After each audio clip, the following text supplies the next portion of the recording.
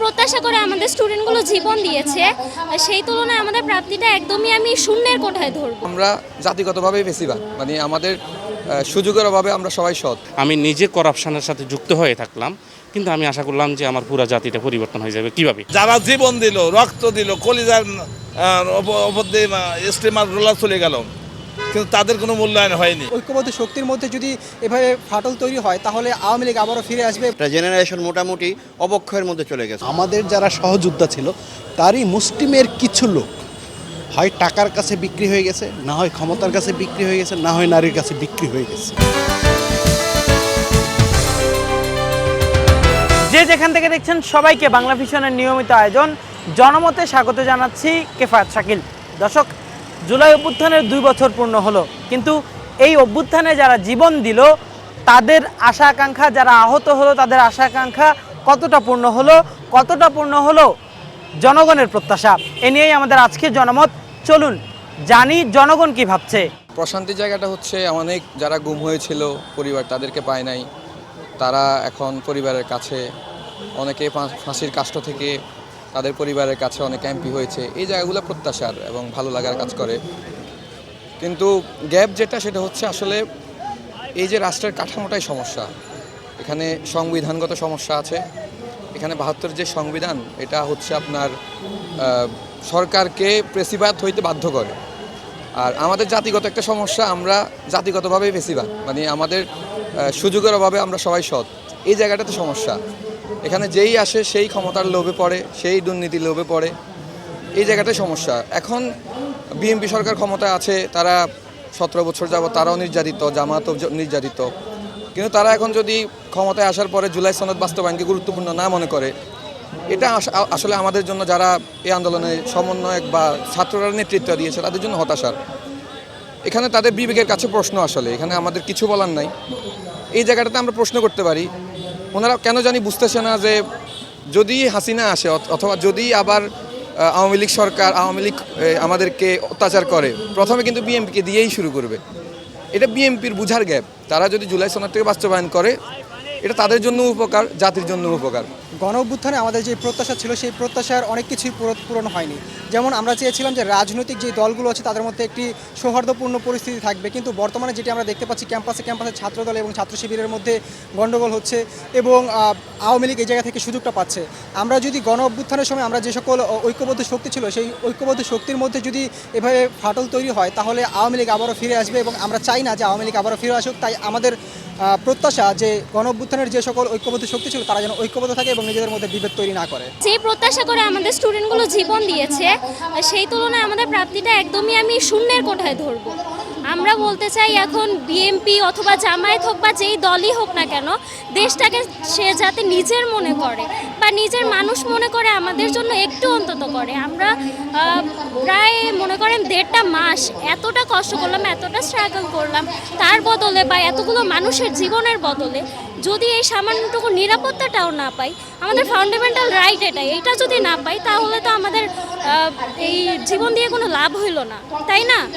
তো আমি শুধু এটাই বলবো সরকারের কাছে, যে আমার এইটাই আবেদন যে আমি আমার ফান্ডামেন্টাল রাইটগুলো অন্তত পাই, আমাদের যে 6টা রাইট এইটা যাতে অন্তত পাই। দেশ যে ব্যাপারে স্বাধীন ওই 24-এ স্বাধীন করা হয়েছে, তার বিন্দুমাত্র কাজ এখন বর্তমান হয়নি। যে যারা জীবন দিল, রক্ত দিল, কলিজার ওপর দিয়ে স্টিমার রোলার চলে গেল, কিন্তু তাদের কোনো মূল্যায়ন হয়নি। হয়েছে এই বিএনপি যারা এই মাঠে ছিল না তাদের একটু লাভ হয়েছে, তারা এখন এসে বড় কথা বলে। এই দেশ তোমার জুলাই সনদ বাস্তবায়ন করতে হবে এবং তাদের মর্যাদা দিতে হবে, এবং হ্যাঁ না ভোট দিয়েছে যে এই জুলাই পক্ষে, এই না ভোটকে তোমার স্বীকৃতি দিতে হবে। জুলাই 24-এ যে ওরা যে জন্য জীবনটা দিছে, ওরা সঠিক এখনও মূল্যায়ন ওরা এখনও পায় নাই। যে আমাদের যে জুলাইয়ের যে গণভোটের যে রায়টা, ওই রায়টা এখনও তারা বাস্তবায়ন করে নাই। আজকে যদি জুলাই 24 না আসতো, তাহলে আমরা এই নতুন একটা যে বাংলাদেশ, এই বাংলাদেশটা আমরা পেতাম না। তাদের কারণে, তাদের এই জীবন, তাদের রক্ত, ছোটো ছোটো বাচ্চাদের রক্তের ইয়েতে আমরা আজকে এই জুলাই 24টা পাইছি, এবং আমাদের উচিত এবং সরকারেরও এটা উচিত যে এটাকে বাস্তবায়ন করে দেশটাকে আরও সুন্দরভাবে কীভাবে এগিয়ে নিয়ে যাওয়া সেই কাজটাই তাদের করা উচিত। দীর্ঘ একটা সংগ্রামের মধ্য দিয়ে এবং অনেকগুলো তাজা রক্তের বিনিময়ে কিন্তু প্রাণের বিনিময়ে আমরা এই বাংলাদেশটা ফ্যাসিবাদ মুক্ত, কিন্তু আসলে ফ্যাসিবাদ মুক্ত হয় নাই।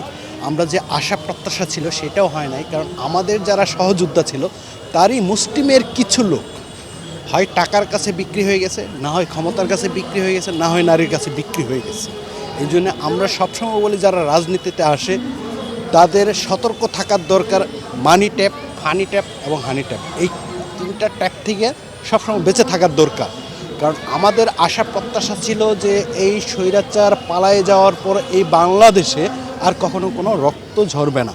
কিন্তু আজকের প্রেক্ষাপট দেখেন জগন্নাথে, গতকালকে দেখেন আবু সাঈদের শিক্ষা প্রতিষ্ঠান সেই রংপুরে রক্ত ঝরেছে, এবং যে ছেলেটা আহত হয়েছে তাকে গিয়ে আবার মেডিকেলে গিয়ে অ্যাটাক করছে।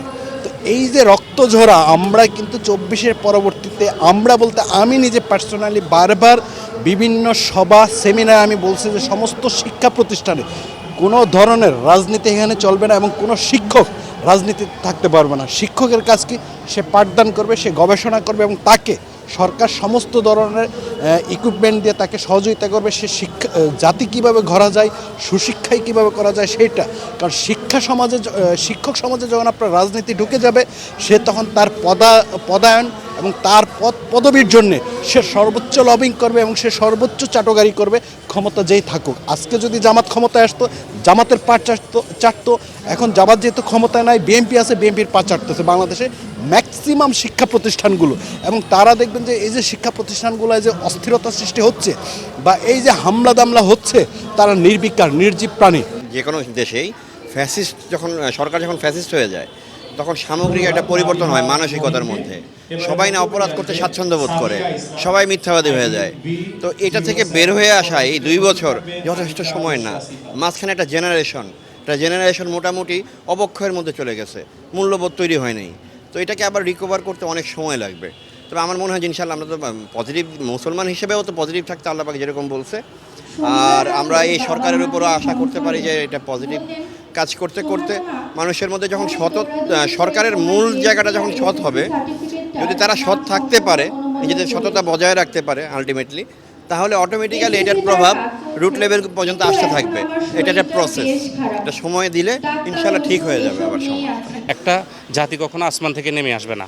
একটা জাতির উন্নয়ন, একটা স্বাধীনতা অর্জন বা স্বাধীনতা রক্ষা, এগুলো আসমান থেকে আসে না।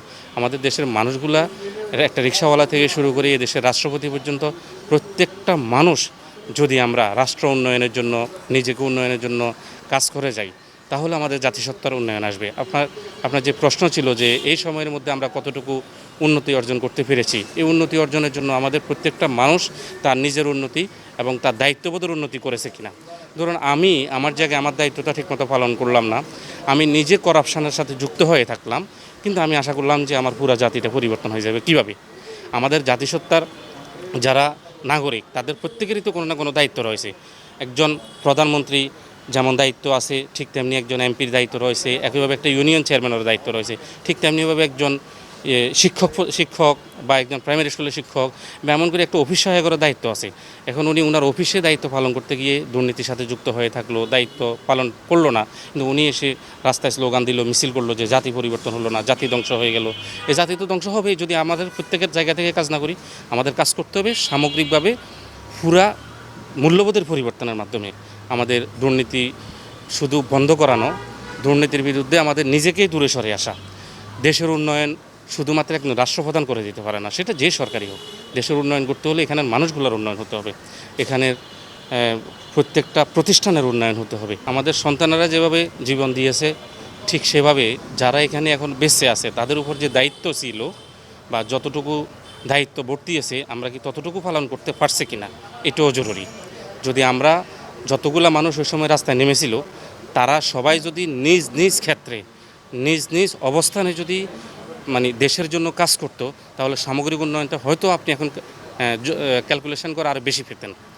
এখানে আমি বলবো যে আমাদের এখনও ভূমিকা বাকি আছে। আমাদের কাজের ক্ষেত্র, আমাদের দায়িত্ববোধ, আমাদের পরিশ্রম, আমাদের সৃজনশীলতা, আমাদের উন্নয়ন, আমাদের মানসিক উন্নতি এবং আমাদের পদক্ষেপগুলা, আমাদের সক্রিয়তা, আমাদের যতগুলাতে ভূমিকা রয়েছে এগুলাতে আমরা এখনও দুর্বল আছি বলে আমি মনে করি। আমাদেরকে এগিয়ে আসতে হবে। তরুণ প্রজন্ম যেভাবে রাস্তায় নেমেছে ঠিক সেভাবে তরুণ প্রজন্মকে টেবিলেও যেতে হবে। তরুণ প্রজন্ম যেভাবে রাস্তায় নেমে কড়া কড়া স্লোগান দিয়েছে সেই তরুণ প্রজন্মকে সেভাবে তাদের যোগ্যতা অর্জনের জন্য স্লোগান দ্বারা আমি বুঝাচ্ছি যে যোগ্যতা অর্জনের ক্ষেত্রে তারা নিজেদের সফলতা বা শক্তি বা তাদের অ্যাডভান্স লেভেলে তাদেরকে নিয়ে যাওয়ার এই চেষ্টাগুলো করতে হবে। গত 17টা বছর একজন রাজ করে গেছে, সেই 17 বছরের একটা পরিবর্তন, সেই পরিবর্তনটা আনতে অবশ্যই একটা সময় লাগবে। তো আমি মনে করি আমার দিক থেকে সেই সময়টুকু অন্তত বর্তমান সরকারের দেওয়া উচিত। আর প্রত্যাশা প্রাপ্তি বলতে নানা দিক থেকে যেমন আমরা পরিবর্তনের কিছু কিছু ছোঁয়া পাচ্ছি, ঠিক আছে। তো একটা পরিবর্তন আসতে কিন্তু একদিনে হবে না, আস্তে আস্তে সময় লাগবে।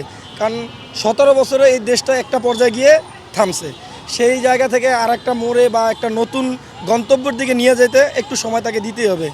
আর আমি মনে করি আমাদের প্রত্যেকটা সাধারণ জনগণকেই সেই সময়টা নতুন সরকারকে দেওয়া উচিত। দর্শক, এই ছিল আমাদের আজকের জনমতে। পরবর্তী পর্বে অন্য কোনো বিষয় নিয়ে আপনাদের সামনে হাজির হব। ততক্ষণ ভালো থাকুন, সুস্থ থাকুন বাংলা ভিশনের সঙ্গে।